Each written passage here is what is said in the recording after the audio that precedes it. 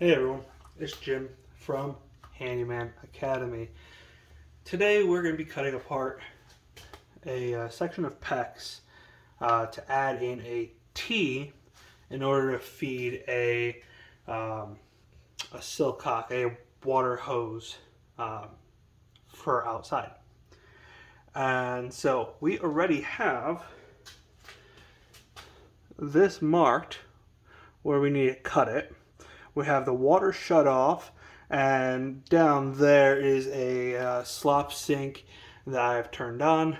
So ideally, we're not going to have very much water in the pipe to drench me as I go about doing this. Now there's a handful of tools that you can use to cut this. Each one's more effective than the last. However, for me, I prefer to use just a simple razor blade knife. It's quick, it's easy, and I already have it. Make sure you have a nice clean blade on it, and most of all, absolutely make sure that your fingers are not in the way. Otherwise, it won't be water that you're cleaning up. Okay, so I'm gonna go ahead and I'm going to go here and just go in, and you're just going to go and do this back and forth motion.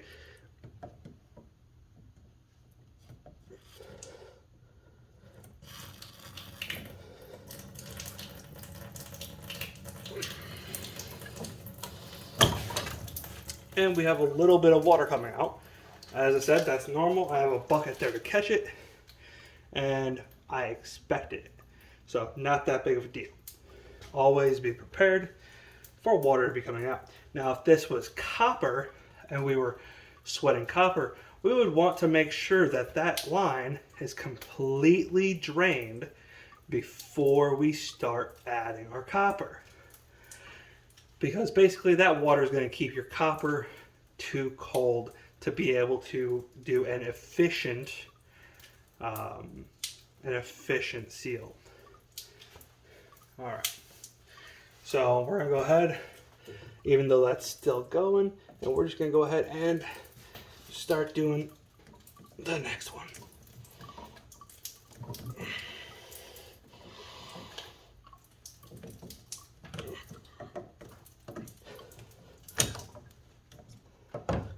Got it off. Easy peasy. Now the reason why that is still leaking even though the valve is shut off is because that is a shower supply. So there's a lot of water up there that isn't going anywhere until just now. Even though we did turn on the slop sink. So obviously now it is stopped. Of course it's gonna make a liar out of me, but that's okay. So it stopped, it's good. We're gonna go ahead, like our last video on Pex, we're just gonna go ahead, pop our ring on there, pop a ring on there, and then here's our T, and we're basically just gonna shove that in there, and then shove it in there, and get it right about where we want it to be. Now, if you did watch our other Pex video, I'm going to be using the crimp maker crimp tool to do this. You're just going to line it up, make sure it's where it needs to be, and squeeze. I do a couple extra squeezes just because I am special.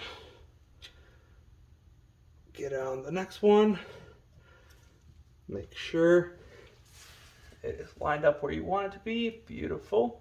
Okay. And then crimp. A couple extra squeezes. Now that's beautiful. That's ready for the next piece.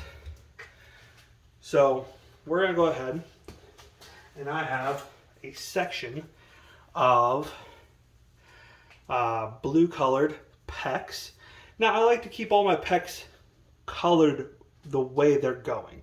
So that red one right there is the hot water. It's coming off of the hot water tank, and it is feeding into all the hot sides for the shower, the sink, everything, right?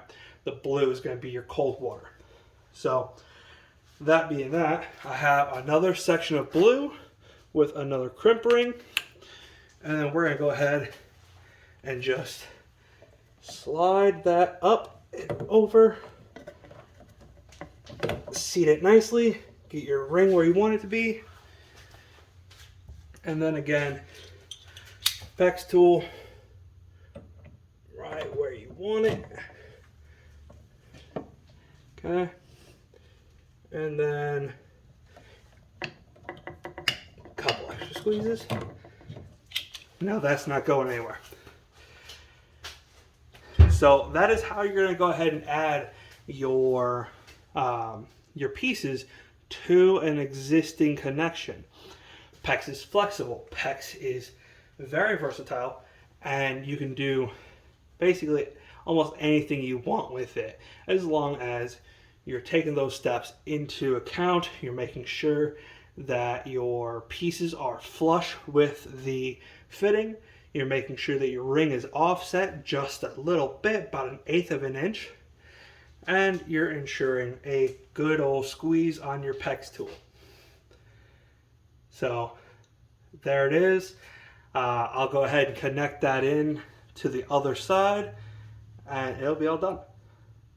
So thank you very much for watching the video. If you liked it, make sure you give it a thumbs up. You like, you share, you subscribe, all that jazz.